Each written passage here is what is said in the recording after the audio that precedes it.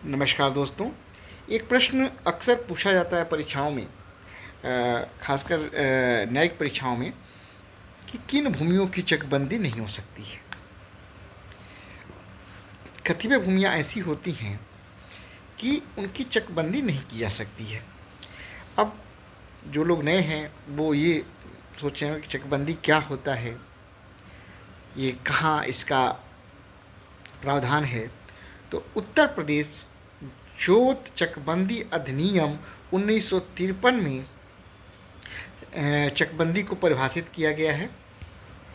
इसमें जोत चकबंदी अधिनियम, उत्तर प्रदेश जोत चकबंदी अधिनियम 1953 की धारा 2 में चकबंदी को परिभाषित किया गया और ये बताया गया है कि जोत की चकबंदी का तात्पर्य एक कटक के जोतों की विभिन्न खातेदारों के बीच इस प्रकार पुनर्व्यवस्थित करना से है जिससे कि उनके अपने अपने जोत अधिक संग्रहित हो जाएं। देखिए, होता क्या है कि मान लीजिए अगर किसी एक कटक में किसी खातेदार के पास कई खेत हों, छोटे छोटे हो, कहीं 2 बिस्वा है, कहीं 4 बिस्वा, कहीं 8 बिस्वा, तो चकबंदी इसमें क्या होता है कि उनको खेती में किसी कार्य करने में दिक्कत आती है, कई जगह उनको व्यवस्थित करने में भी दिक्कत आती है। तो जो चकबंदी का उद्देश्य ये था कि इन सारे जो छोटे छोटे चक थे उन सबको मिला के उसको एक ही चक आवंटित कर दिया जाए जिससे उसको किसी कार्य में सुविधा हो सके। तो अब लेकिन कुछ भूमियाँ ऐसी होती हैं जिनकी चकबंदी नहीं हो सकती है। यह भी जोत चकबंदी अधिनियम की धारा 2 के स्पष्टीकरण में बताया गया है कि किन जोतों की चकबंदी नहीं हो सकता, किन भूमियों की चकबंदी नहीं हो सकती है। तो आइए हम लोग देख लेते हैं कि किन जोतों और किन भूमियों की चकबंदी नहीं हो सकती है। तो उत्तर प्रदेश जोत चकबंदी अधिनियम की धारा 2 का स्पष्टीकरण ये कहता है कि इस खंड के प्रयोजन के लिए जोत के अंतर्गत निम्नलिखित नहीं आता है, अर्थात निम्नलिखित भूमियों की चकबंदी नहीं हो सकती है। तो उसमें क्या है हम लोग देखते हैं एक एक करके। वह भूमि जो चकबंदी अधिनियम की धारा 4 के अधीन विज्ञप्ति जारी करने से ठीक पहले के कृषि वर्ष में बाग भूमि के रूप में दर्ज थी, अर्थात बाग भूमि की चकबंदी नहीं की जा सकती है। विज्ञप्ति देखिए धारा 4 में विज्ञप्ति जारी करने का प्रावधान है। उस विज्ञप्ति की जारी करने के बाद ही चकबंदी क्रियाएं प्रारंभ होती हैं। तो वह भूमि जो धारा 4 के अंतर्गत विज्ञप्ति जारी करने से ठीक पहले के कृषि वर्ष में बाग भूमि के रूप में दर्ज थी, उसकी चकबंदी नहीं हो सकती है।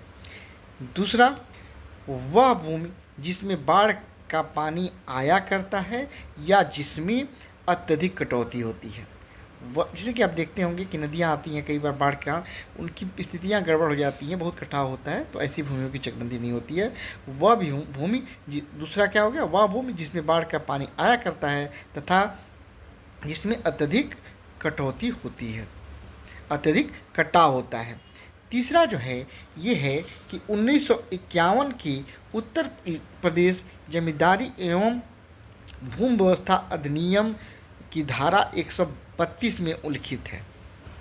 1951 का जो UPJDLR था उसकी धारा 132 में जो भूमियाँ उल्लिखित हैं उनकी भी चकबंदी नहीं हो सकती है। ऐसी भूमि जो सामान्यतः दीर्घ काल तक जल प्लावित रहती है उसकी भी चकबंदी नहीं होती है। इसके अलावा पांचवा है उसर, कल्लर, रेहला तत्व के घाटों से बना कोई संघत क्षेत्र, कोई भूमि क्षेत्र जिसमें उक्त क्षेत्र के अंदर किसी भूमि भी है उसकी भी चकबंदी नहीं हो सकती है। अगर मान लीजिए चारों तरफ उसर, कलर, रेला के घाटों से बना कोई संघत क्षेत्र है और बीच में कोई कृषि भूमि है तो ऐसे कृषि भूमि की भी चकबंदी नहीं हो सकती है। इसके अलावा छठवां है पान, गुलाब, बेला, चमेली वर्ग तथा केवड़ा उपजाने के लिए प्रयुक्त भूमि, जहाँ पे जानते हैं पान, गुलाब, बेला, चमेली वर्ग के पौधे या फिर केवड़ा उपजाने के लिए अगर किसी भूमि का प्रयोग किया जा रहा है तो उसकी भी चकबंदी नहीं हो सकती है।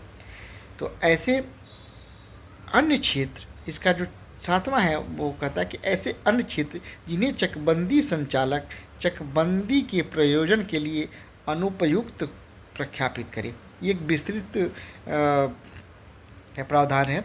इसमें चकबंदी संचालक को यह अधिकार दिया गया है, इसलिए सशक्त किया गया कि वह किसी क्षेत्र को चकबंदी के प्रयोजनों के लिए अनुपयुक्त घोषित कर सकता है, और जब चकबंदी संचालक किसी भूमि को अनुपयुक्त घोषित कर देता है तो उसकी भी चकबंदी नहीं होती है। तो ये थी वो भूमियाँ जिनकी चकबंदी नहीं हो सकती है।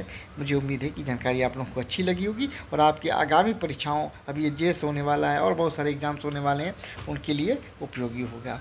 धन्यवाद दोस्तों, नमस्कार।